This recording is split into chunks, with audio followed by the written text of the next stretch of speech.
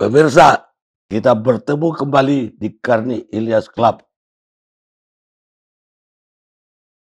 Sampai hari ini proses dari perkara Jenderal Sambo dalam kasus pembunuhan Yosua, saya kira berjalan dengan lancar.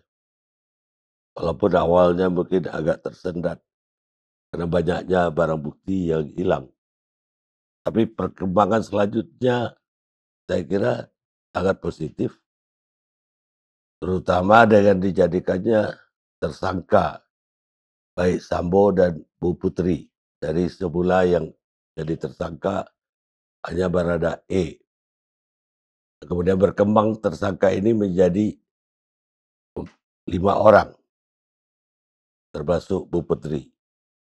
Dan kemudian dari Polri sendiri ada 96 orang yang diperiksa karena dianggap terjadi obstruction of justice. Dan kemudian dari 86 orang ini ada belasan atau 18 yang ditahan dan dijatuhin dianggap melanggar disiplin. 4 terdakwa. Dan dari Polri juga cepat sekali. Sidang etik berlangsung 2 hari yang lalu dan disambung langsung tadi dengan pemeriksaan Bu Putri. Dan sepertinya ini akan maraton secara kilat sampai ke pengadilan. Dan tentu saja kita belum tahu bagaimana ujungnya dan bagaimana persidangan nanti. Dan karena itu pada hari ini saya undang Profesor Suteki. Assalamualaikum. Waalaikumsalam.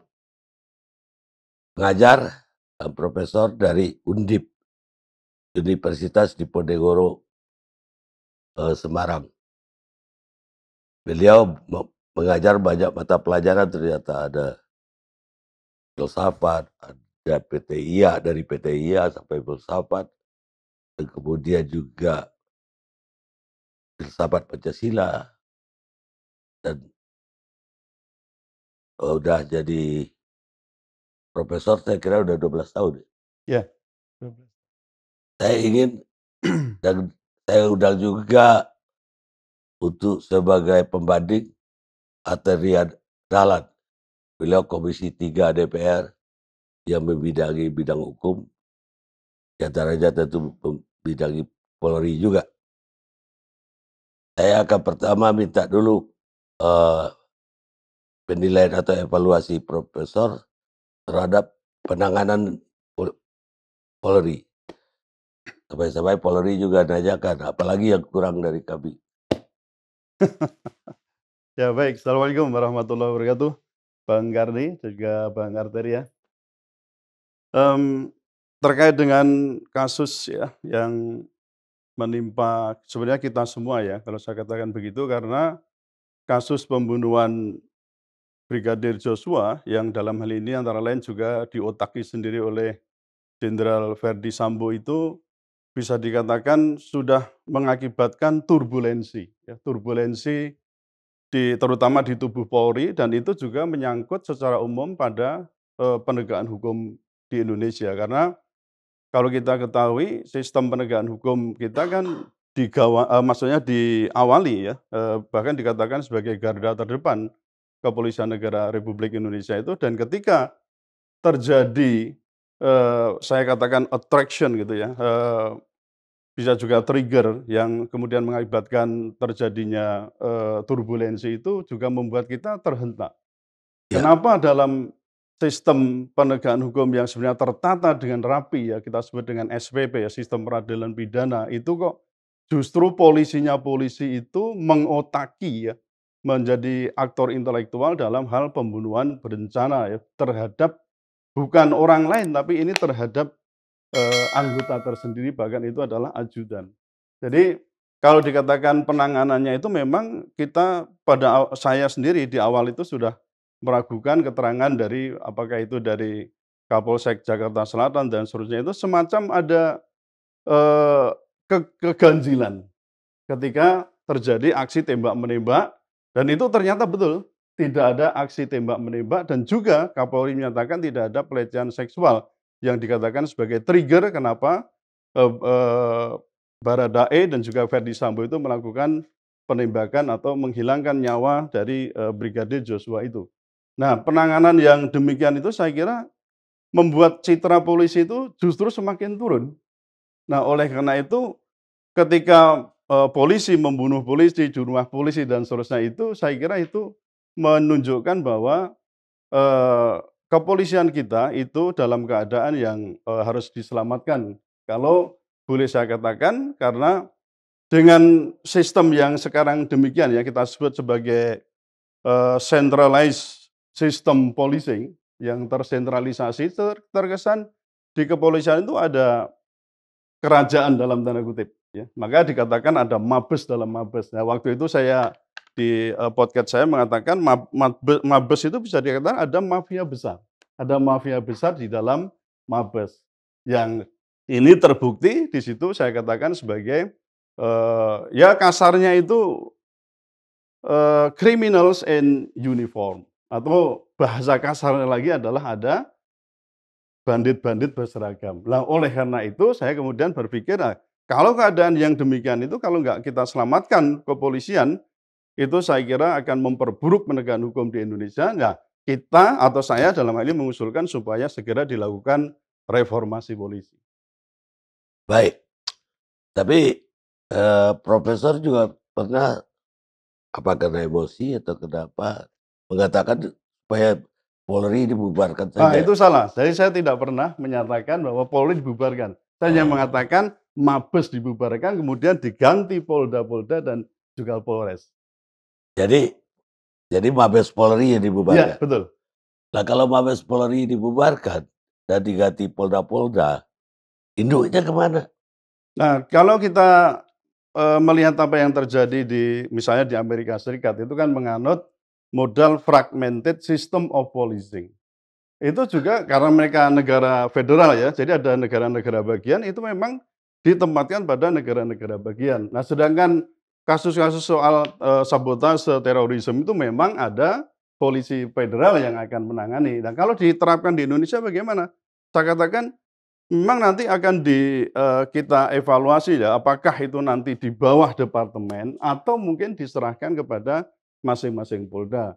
Kalau di masing-masing Polda waktu itu ditanyakan, "Loh kalau ada, misalnya, perkara atau kasus yang lintas Polda gimana?" Ya kita bikin undang-undangnya kita ubah.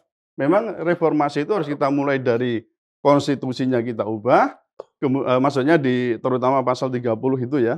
Kemudian yang kedua adalah undang-undang kepolisian kita juga ubah, yang nanti misalnya ada perkara-perkara lintas Polda itu kita membuat, sistem interkoneksi. Itu juga bisa. Nah, kalau nanti Polda-Polda ada, apakah di tingkat nasional ada? Tetap kita akan membikin atau tetap kita melestarikan, maksud saya itu tetap kita adakan namanya komisioner. Nah, komisioner inilah yang nanti, dalam kasus-kasus tertentu itu bisa menangani, kasus yang bisa apakah itu tingkatnya nasional misalnya untuk terorisme atau mungkin untuk, sabotase, separatisme, itu bisa dilakukan dengan itu. Nah, perkaranya itu kan apakah kita mau untuk melakukan reformasi itu atau tidak? Kalau soal bisa, bisa kita lakukan dengan itu. Ya, reformasi kan juga bisa dilakukan tanpa harus membubarkan Mabes. Karena kalau kita lihat di Amerika tidak hanya di negara bagian, tapi di county-county-nya pun itu masing-masing independen udah.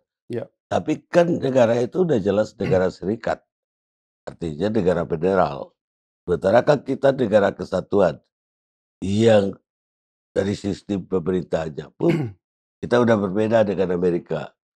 Jadi menurut saya ya akan susah sekali sebelum lagi tidak hanya soal apa tuh Mabes Polri itu kan tidak soal antara Polda dan Polda, tapi juga Interpol misalnya. Nanti Interpol berdiri sendiri atau gimana? itu saya kira komisioner itu bisa mewakili. Jadi begini Bang, kita ini kan menganut di sistem yang ketiga ya. Tadi saya katakan ada fragmented, system of policing itu Amerika, itu dikatakan desentralisasi yang ekstrim, karena langsung ke negara-negara bagian yang nangani. Kemudian yang kedua adalah integrated system of policing, itu contohnya, Jepang. Nah, yang kita ikuti ini adalah sistem yang ketiga, yaitu disebut dengan centralized system of policing. Nah, di centralized system of policing ini, Bang, saya mencatat ada 4 ya, ada 4 kekurangan, dalam hal ini kelemahan yang, bisa saya katakan. Yang pertama itu cenderung berpihak pada penguasa, itu yang pertama. Yang kemudian yang kedua, polda-polda itu tidak dapat, atau dalam hal ini tidak dapat dukungan dari rakyat. Maksud saya, kepolisian itu di Polda itu kurang berapa dukungan dari rakyat. Kemudian yang ketiga, birokrasinya yang panjang, itu yang ketiga. Kemudian yang keempat, kurang dapat menyesuaikan situasi dan kondisi masyarakat. Dan yang kelima, rentan terhadap intervensi penguasa dan dalam hal ini adalah abuse of power. Dan itu ternyata sekarang, apa yang kejadian Verdi Sambo itu adalah sebenarnya menjadi, cermin bagi kita bahwa ketika kita menggunakan centralized system of policing itu akibatnya di situ ada semacam tadi saya katakan, kalau ini buruknya itu kan terjadi namanya mafia besar ya dalam Mabes. Ya, tapi kalaupun tadi ada ide bahwa dia itu di bawah kementerian, yang Polda-Polda tadi bukan Mabes, Ya. juga apa namanya, intervensi ataupun pengaruh dari luar itu akan tinggi juga. Karena kalau menterinya sekarang dari Golkar, pasti Golkar akan memanfaatkan itu kekuasaan. Maka Kalau dari PDI juga, pasti PDI. Iya, maka saya sarankan supaya ada di Polda-Polda dan juga Polres, kemudian di tingkat nasional ada komisioner kepolisian. Nah, komisioner kepolisian ini tidak boleh mempunyai hubungan yang sifatnya komando dengan Polda-Polda yang ada, kepolisian yang ada di Polda maupun di Polres. Karena persoalan kita juga sekarang yang kita anut adalah centralized system of policing itu kan persoalan komando, di samping dengan jabatan-jabatan yang mirip dengan militer. Nah, sebenarnya kita ini kan ingin, sejak tahun 2000 itu kita, saya yakin Mas Arteria juga paham itu yang tentang pemisahan antara TNI dan Polri yang dulu bergabung di ABRI, itu kan kita ingin menempatkan polisi itu sebagai polisi sipil, tidak, harus melepaskan dari karakter militernya. Nah, sekarang yang kita lihat, apakah, polisi yang sekarang itu begitu sipil atau begitu militer? Kalau saya tangkap sangat militeristik. Nah, ketika sangat militeristik itu maka yang ada adalah komando ya, sistem komando. Jadi tunduk pada komando, bukan tunduk pada hukum. Ini berbahaya, Bang. Baik, sekarang saya ingin tanggapan dari Bung Arteria Dahlan. Ya, kalau saya lihat Pak Karni, ini kan namanya tragedi hukum, tragedi kemanusiaan, juga tragedi institusional. Kalau kami mengatakan di Komisi 3 ini musibah Hmm. yang dialami oleh Polri sebagai anak kandung reformasi. Iya.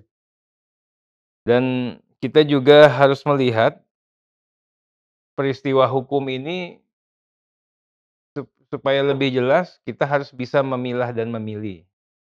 Peristiwa hukum yang pertama ini adalah bagaimana terbunuhnya Brigadir J. Kemudian berikutnya adanya obstruction of justice, adanya indikasi suap dan tindak pidana lain. Yang klaster ketiga baru bicara mengenai yang masalah Kaisar Sambo, penyimpangan yang terstruktur, masif dan sistematis, illegal mining, fishing dan sebagainya. Nah, tentunya kalau kita bicara peristiwa hukum, kita juga bicara namanya pertanggungjawaban hukum. Orang hukum itu kan harus adil, objektif, proporsional. Melalui proses penemuan pencarian kebenaran atau fakta yang transparan, objektif, dan akuntabel. Kalau kita lihat ini kan memang kejadiannya memang menimpa dan dilakukan oleh oknum Polri. Ya. Kemudian juga memang yang terbunuhnya kebetulan juga anggota Polri. Nah, pertanyaan berikutnya, apakah oknum Polri tersebut dalam melakukan perbuatan melawan hukum ini dalam konteks penugasan atau dia berdinas? Ya kan? Kalau dia tidak berdinas, apakah patut, layak dan adil ya, ini melibatkan dan pertanggungjawaban harus dengan institusi Polri. Sekarang institusi Polri diminta tidak diminta dia bertanggung jawab penuh nih. Tapi kan kita juga harus arif dan bijaksana. Ini kan perbuatan oknum yang kebetulan polisi yang akhirnya melibatkan seluruh institusi polisi. Sampai dengan 97 anggota-anggota Personil. polisi ini diperiksa di kode etik. Berikutnya, apakah ada matinya Brigadir J ini sebagai kebijakan langsung dari institusi Polri? Kalau kita mau bicara mengenai sanksi yang sampai dikatakan tadi. Nah, saya melihat ini kan sudah terang benderang tidak ada kebijakan institusional. Tapi pertanggungjawaban institusi atas kejadian ini karena begitu masifnya pemberitaan sudah hadir dan dihadirkan. Nah, dengan demikian kalau memang harus diberikan sanksi, apakah patut sanksinya langsung dikatakan Polri ini atau Mabes ini harus dibubarkan? Kemudian juga harus dilakukan reformasi kelembagaan yang menjadikan tadi misalnya cukup dengan polda-polda saja sedangkan ini komisioner. Nah, kita sudah jelas. Jadi Pak Kani bicara ini negara serikat federal dan sebagainya. Bicara polda-polda saja tanpa adanya Kapolri itu saya pikir inkonstitusional. Karena kita sudah mengatur bagaimana ketentuan pasal 18 Undang-Undang Dasar, kita ini tidak terdiri dari, tapi dibagi atas. Konsekuensi daripada itu memang satu rasa, ya, satu kata. Jadi jalur koordinasi komando dan vertikalnya memang betul-betul tampak. Kami lebih melihat, harusnya lebih jelas lagi, masalah ini masalahnya implementasikah? Masalah kelembagaankah? Atau masalah regulasikah? Bahkan lebih kecil lagi, masalah pengawasan. Saya lebih melihatnya kita jangan-jangan ini cukup dengan masalah pengawasan. Selama ini kekuasaan yang begitu besar, setelah lahirnya Undang-Undang 2 2002 dan TAP 6 TAP 7 ini, tidak diiringi ya dengan pengawasan secara efektif. Memang yang mengawasi Polri itu banyak. Ada Irwasum, ada Paminal, ada Propam internal, ada Kompolnas eksternal, ada Komisi Kepolisian, ada Komisi 3 DPR RI, ada BPK, yang mengawasi mereka ini juga cukup banyak. Nah, tapi pertanyaannya, ya itu tadi, masalahnya ini di masalah pengawasankah? Dalam konteks implementasi nih undang-undang, atau masalah sistem dan kelembagaan, atau masalah regulasi sendiri? Saya lebih melihat ini lemahnya pengawasan. Nah, kami juga melihat kalau saya sepakat sekali Pak Karni, masalah Brigadir J harus diusut setuntas-tuntasnya, terang benderang. Ya, yang bersalah harus diletakkan secara proporsional. Ya, even misalnya pada nantinya kalau kita melihat tren penyidikan dan hasil penyidikan sesaat ini kan memang cukup mempertaruhkan kembali reputasi kelembagaan Polri. Kemarin di selatan dikatakan tidak terbukti pelecehan dan perselingkuhan. Tapi pada tahapan di akhir-akhir ini kembali lagi motif pelecehan dan perselingkuhan itu dihadirkan. Yang kemarin sudah ditolak, sekarang itu. Kemudian juga ini juga ada pertentangan hukum nantinya. Apabila dia ada pelecehan dan perselingkuhan, apa iya Pak Sambo 340 ya, kemudian Ibu Putri 340 juga. Karena kan sudah dikatakan Ibu Putri juga mendapatkan pengenaan pasal yang sama 340. Kalau dia korban pelecehan, apa iya 340? Kalau ia Perselingkuhan. berselingkuh, apa iya 340? Nah, ini juga menjadi bagian daripada pencermatan yang harus juga dijaga rasionalitas publik atau kewarasan berpikir daripada publik. Mungkin itu Pak Karni. Ya, tapi kalau tidak setuju dengan pendapat Profesor Suteki. Bagaimana reformasi sebaiknya terhadap Polri ke depan? Karena kalau tidak tentu akan muncul lagi sambo-sambo lain. Ya, kalau dilihat dari hasil rapat dengar pendapat kemarin dengan Pak Kapolri, Komisi 3 itu secara tersurat mengatakan ini masalah implementasi dan lemahnya pengawasan. Makanya rekomendasi daripada hasil kesimpulan rapat, pertama pengusutan tuntas, kedua meminta Kapolri secara serius untuk melakukan reformasi sistem, reformasi kelembagaan, dan reformasi kultural. Bahasanya tadi untuk mengembalikan amanah reformasi Polri sebagai polisi sipil yang humanis. Itu sudah kita nyatakan pada saat akhir rapat dengan pendapat itu, Pak Kan. Lemahnya pengawasan ini eksternal atau internal? Ya, saya pikir kalau kita melihat apa fakta derivatif yang dihadirkan pasca pemberitaan dan penyidikan Brigadir J, dua-duanya lemah. Kita juga menyadari betul selama ini ternyata pengawasan yang kita rasakan sudah sangat mengawasi, ternyata juga masih Iya. belum terawasi. Kami masih juga belum melihat yang tak terlihat, mendengar yang tak terdengar. Kami juga tidak menyangka Propam sebagai serambi mukanya, karena selama ini kan kalau Pak Sambo, kalau kita bicara, saya ini sering ngelaporin polisi yang nakal. Pak Sambo selalu mengatakan, "Udah Bang, sikat aja Bang, jangan takut-takut Bang, masih banyak sekali polisi-polisi kita yang bersih, yang merah putih Bang." Bicaranya selalu seperti itu. Kami pun kaget kalau memang betul faktanya seperti yang menjadi hasil penyidikan saat ini. Bahkan Pak Karni di zamannya Pak Sambo ini kalau ada polisi nakal, itu masa tunggunya itu untuk bisa dapat jabatan lagi biasanya setahun, 3 tahun. 3 tahun, Pak. Jadi ini memang betul-betul meyakinkan kita semua bahwa Propam di bawah penanganan Pak Sambo ini betul-betul serius. Tapi kan dengan kejadian ini ya semuanya terungkap lah. Memang ada yang sengaja untuk dijadikan komoditas pemberitaan melalui penegakan hukum yang dilakukan oleh Propam, tapi di pihak lain ada ruang gelap yang tertutupi selama ini. Saya Hmm. katakan juga ini adalah tangan Tuhan, sekaligus juga mungkin ada maksud yang ingin Tuhan sampaikan kepada institusi Polri, manfaatkan betul. Ini kan namanya pertolongan Allah ya. Kejadiannya begitu begitu begitu meluluh lantahkan Polri selaku institusi, ya. Kemudian juga membuat distrust internal organisasi, bahkan kepemimpinan, tapi diberikan rahmat dan rezeki dari Allah. Apa itu? Pak Kapolri masih didukung oleh Pak Presiden.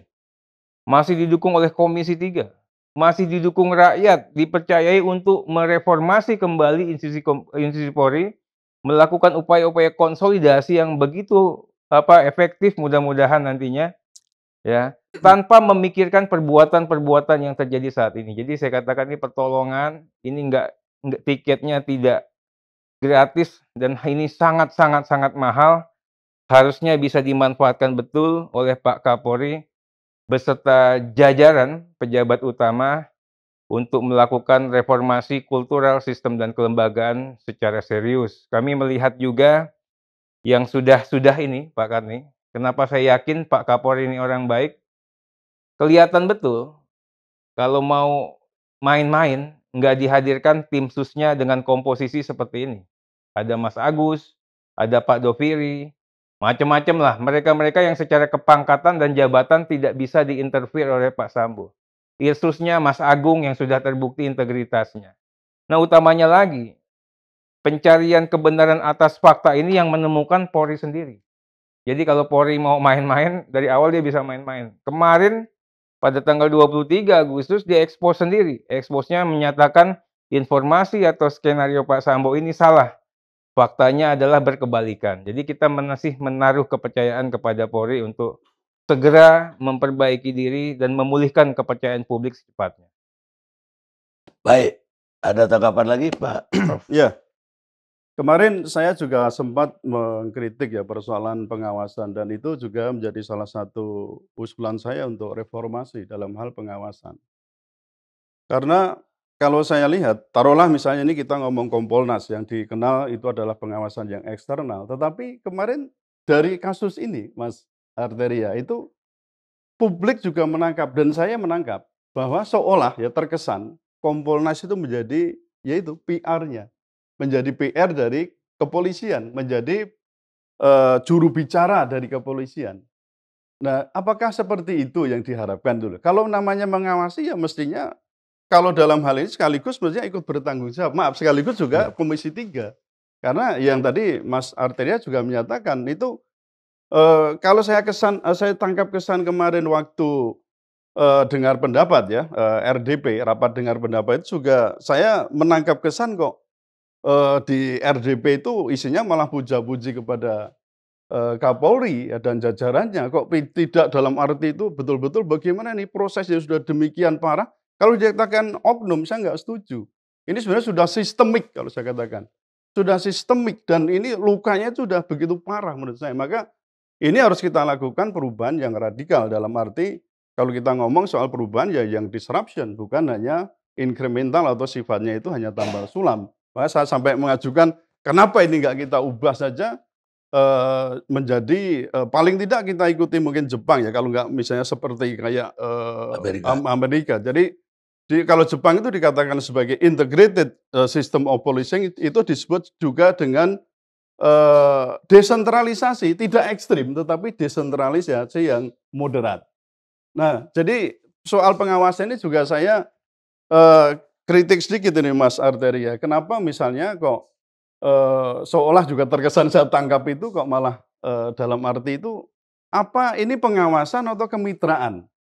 Ataukah pengawasan mitra? Ini kan, diksi ini juga beda loh Mas Arteria.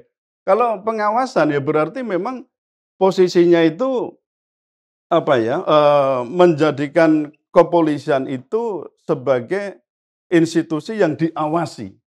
Berarti ketika ada memang kekeliruan itu ya memang tugasnya untuk gampangnya itu ya ngantemi gitu ya, mengantemi sampai kemudian memberikan solusi bagaimana nih harus dilakukan, reformasi. Bukan kemudian menurut saya kok malah terkesan itu ya, saya mendapat kesan kok seolah menjadi, juru bicara atau isinya justru, apa, saya sebut itu puja-puji ya kepada, pada Kapolri yang saya yakin memang, sudah ada tindakan yang itu, tapi kalau kita teliti lebih jauh, bagaimana belum lagi ke persoalan ada konsorsium macam-macam ya Mas, tapi itu saya nggak bisa memberikan itu karena saya nggak punya data asli karena masih tersebar semacam itu. Kalau itu pun benar, saya kemarin disebut, saya ini ngajar akpol dan sudah berapa puluh tahun mengajar akpol. Malah ada tempat perjudian, katanya ini ya, jaraknya hanya 1.200 dari akpol. Loh ini bagaimana ini? Kok bisa? Nah, semua memang serba bisa, tapi apakah ini tidak ada campur tangan dari yang tadi centralized system of policing? Maka kita bagaimana membreakdown centralized system of policing itu menjadi setidaknya tadi apa namanya integrated system of policing. Ini soal pengawasan Mas Arteria. Iya. Kira-kira gimana itu? Jadi Saya jadi tanya langsung ini. iya, Lewat nggak Pak apa-apa. Karni ini. Kan kita juga harus tidak boleh alergi untuk dikritik. Saya malah Iya, senang kalau Prof. Suteki mengatakan, apa, kok kesannya banyak puja-puji, tapi saya pikir 7 jam itu tidak banyak puja-puji. hmm, 7 jam itu adalah forum mengkritik. Mungkin sejarahnya di DPR, Kapolri bisa duduk 7 jam lebih itu baru kemarin. hmm, Dari situ aja udah berubah. Yang kemudian, ya saya pribadi kan saya udah melakukan kritik yang sangat luar biasa. ya, Teman-teman juga seperti itu, tentunya gaya bahasa dan cara mengkritiknya juga berbeda-beda. Tapi utamanya begini Pak, kita itu kemarin forumnya RDP, hmm, bukan rapat kerja. Nah, bicara RDP tentunya kami ini kan taat asas, kita punya tatip DPR, tata tertib DPR. Bicaranya adalah fokus kepada satu tema.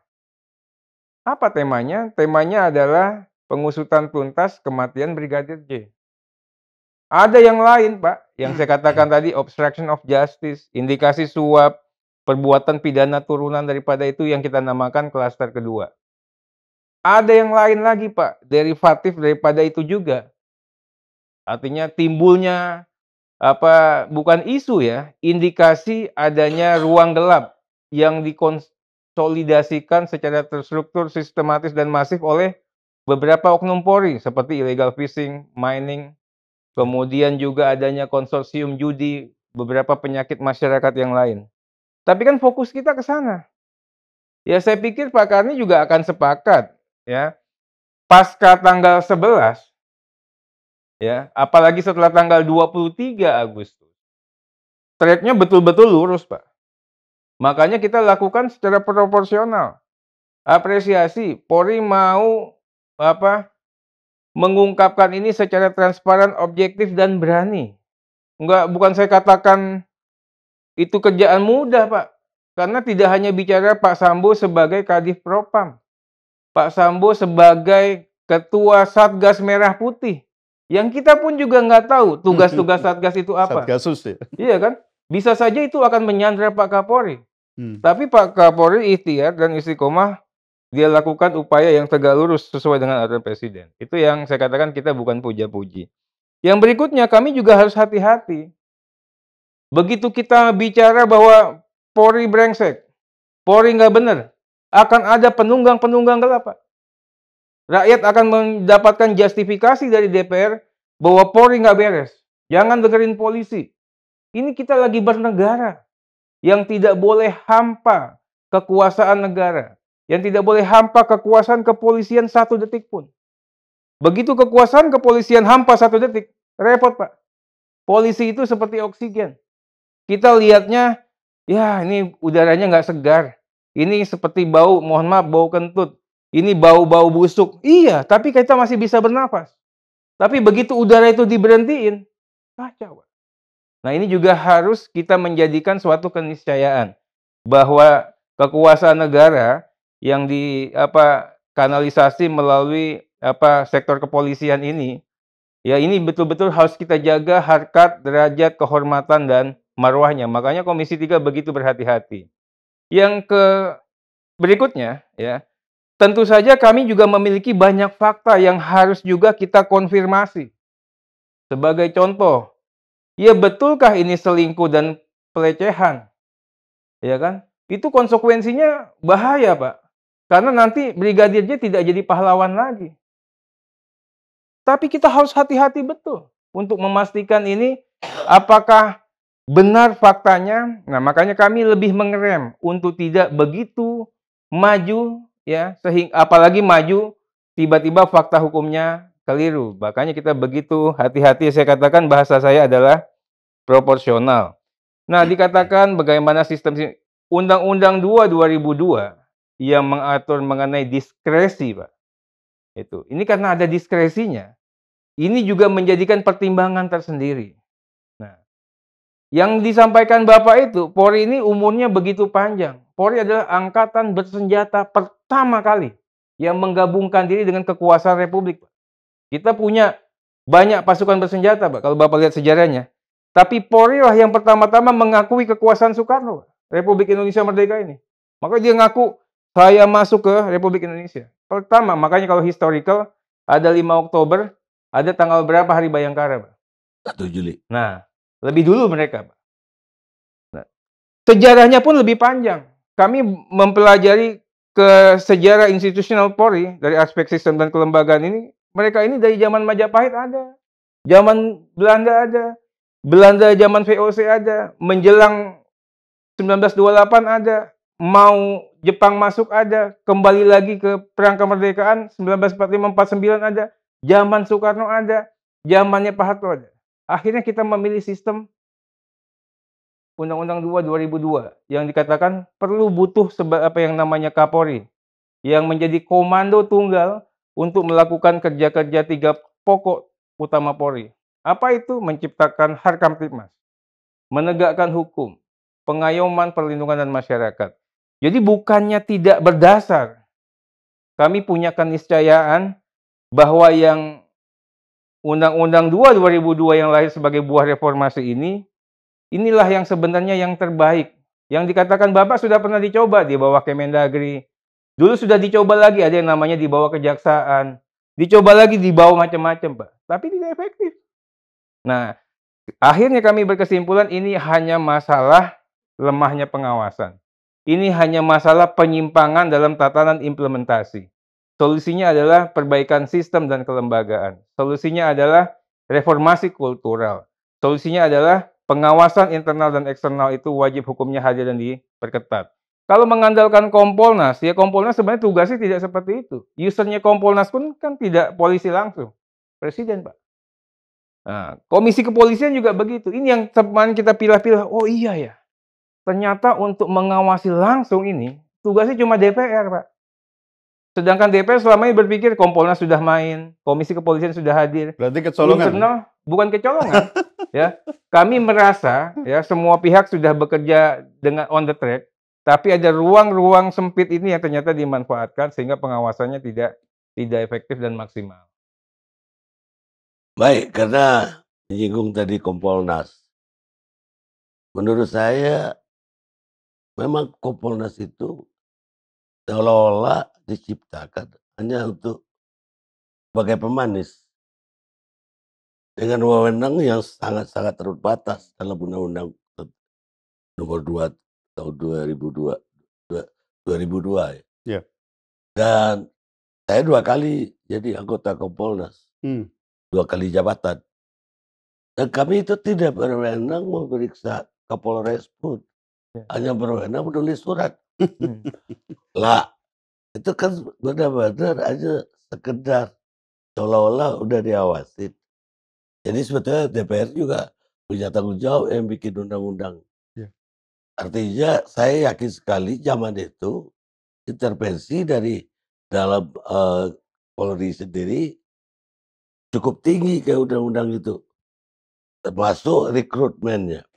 Rekrutmennya panitianya itu Mabes Polri, bukan DPR, nggak ada fit and proper ke DPR. Dari Mabes Polri langsung ke presiden. Dan itu 3 anggota Kompolnas itu kabinet. Menko Polhukam, Ya. Menteri Hukum dan HAM, dan kemudian Mendagri. 6 yang dipilih oleh panitia. Dan 6 pun seolah-olah ya, 3 itu jatah purnawirawan Polri pula. Ya, jadi memang susah diharapkan Kompolnas bisa berfungsi sebagai pengawas eksternal. Jadi lebih banyak apa ya, semacam topeng aja atau lip service aja Kompolnas itu untuk pengawasan luar. Sehingga akhirnya bebannya di Komisi 3, satu-satunya pengawas luar yang masih ada. Dan Komisi 3 kan juga tidak ngawasin polisi tok. Ada HAM, ada HAM, soal jaksa, keamanan Hakim, juga. KPK, Hakim. BNPT, BNN, Komnas HAM. Jadi luar ini kalau saya punya usul, luar ini pengawas eksternal ini perlu diperkuat bukan dari segi itu aja. Dari segi Kewenangan undang-undangnya. juga. Ya undang-undangnya harus diubah. Ya. Memberikan kewenangan yang luas. Sisi lainnya, 6 orang mau ngawasi 460.000 polisi, apa mungkin?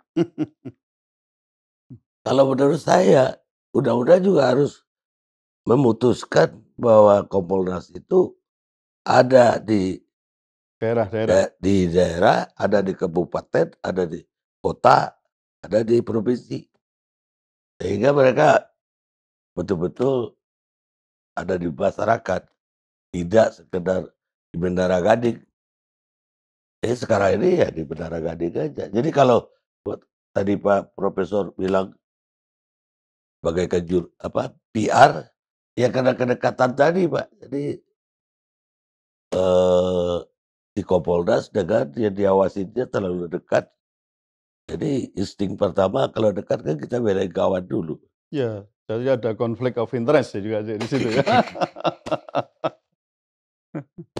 Baik, masih ada Pak Prof yang mau ditambahkan? Ya, sedikit tadi persoalan diskresi itu, Mas. Sebenarnya ini juga di perguruan tinggi ya, itu jadi persoalan tersendiri. Saya juga mengajar Law and Society, di dalamnya juga memberikan ilmu tentang bagaimana bekerjanya polisi itu di dalam maksudnya bekerja hukum di kepolisian itu. Nah, saya menangkap memang polisi punya diskresi. Nah, diskresinya tadi disinggung di Undang-Undang Nomor 2 Tahun 2002 itu, yaitu pasal 18 ya, ayat 1, di mana disebutkan bahwa untuk kepentingan umum ya, untuk kepentingan umum petugas kepolisian itu dapat melakukan tindakan atas pertimbangan sendiri. Pertimbangan sendiri. Ini yang kemarin saya beberapa kali disinggung siapa ya kemarin, apakah Pak Benny Mamoto atau juga kemarin siapa lagi yang nyinggung soal diskresi, seolah-olah diskresi ini barang yang diistimewakan untuk polisi, padahal enggak. Diskresi itu harus berbatasan dengan persoalan moral, kepatutan. Maka kita juga jangan kemudian melepaskan diri dari TAP MPR nomor 6 ya tahun 2001 itu tentang etika kehidupan berbangsa. Di situ juga ada persoalan etis di dalam penegakan hukum. Dan jadi diskresi kemudian jangan wah pokoknya ini aku punya kekuasaan kemudian aku gunakan, itu justru bukan diskresi tapi adalah abuse of power. Taruhlah misalnya Jenderal Sambo kemudian memerintahkan Ricky untuk memerintahkan Baradae untuk menembak. Ini sudah abuse of power, bukan, bahkan saya katakan dalam ilmu pengetahuan hukum kita sebut sebagai Eigenrechten, ini main hakim sendiri. Kalau memang terjadi begitu ya kecuali ini memang ada sedikit pengecualian ya, misalnya di pasal 49 ayat 2 itu yang ada pembelaan terpaksa yang disertai dengan emosi yang luar biasa. Misalnya masuk ke rumah melihat istrinya diperkosa orang atau begitu, langsung karena dia seorang komisioner atau seorang jenderal kemudian punya pistol, tembak, dor. Itu malah tidak ada masalah kalau begitu. Nah, yang cerita kemarin, yang maksud saya yang skenario awal itu kayaknya mau dibegitukan, tapi ternyata Baradae kan kemudian speak up, membuka itu. Jadi saya kembali ke persoalan diskresi itu memang jadi persoalan sendiri, tapi ada pembatasan bagaimana diskresi dilakukan, tidak boleh berlawanan dengan moralitas dan tidak boleh abuse of power. Itu, Pak. Baik. Bung Oke, Arteria saya tadi ada. kalau dikatakan desain pengawasan memang pada awalnya kan Undang-Undang 2 melalui TAP 6 dan TAP 7 itu ingin menghasilkan yang namanya polisi sipil yang humanis. Kemudian juga aparat penegak hukum itu tidak boleh menjadi bagian dari kekuasaan. Bicaranya kan cerita masa lalu kan. Maunya begitu ya. Iya kan, itu idealnya pada saat itu. Iya. Makanya betul-betul diciptakan Polri itu ya sebagai suatu institusi yang bebas, mandiri, terlepas dari pengaruh kekuasaan manapun. Ya. Itu desain awalnya Undang-Undang 2, Pak. Iya. Makanya yang bisa cawe-cawe itu adalah Pak Presiden. Nah, makanya diciptakanlah Kompolnas. Kompolnas tugasnya tidak mengawasi polisi, Pak, tapi memberikan pertimbangan kepada Presiden. Nanti Presiden hasil pertimbangan Kompolnas baru melakukan atau mengambil kebijakan. Itu desainnya. Kenapa diciptakan seperti itu. Jadi memang bukan tanpa alasan. Alasannya seperti itu. Karena tidak mau lagi giat-giat atau tugas-tugas kepolisian diintervensi dengan mudahnya oleh kekuasaan apapun maupun kekuasaan manapun. Nah, berikutnya untuk menjaga imparsialitas dan objektivitas, dikatakan yang tadi Pak, Menko Polhukam, kemudian Mendagri, itu kan atas dasar Harkamtibmas, atas dasar hukum dan HAM, ya kan, Gakum, pelayanan perlindungan dan pengayoman kepada masyarakat, dijadikan ex officio. Tapi memang adresatnya Presiden, usernya Presiden, materi muatannya tidak untuk mengkoreksi langsung giat-giat dan tugas kepolisian. Bagaimana giat-giat dan tugas-tugas kepolisian? Pada saat itu pembentuk undang-undang sudah meyakini betul polisi ini nggak akan ngaco. Karena dia emang DNA-nya tidak ngaco. Makanya cukuplah pakai yang namanya pengawasan internal. Ada yang namanya Irwasum, ya. Kemudian ada namanya Paminal ya, dengan yang masuk ke dalam divisi Propam. Karena kan kalau kita bicara di tahun 2000, polisi sekarang sama polisi 2000 itu bumi sama langit sama TNI, Pak.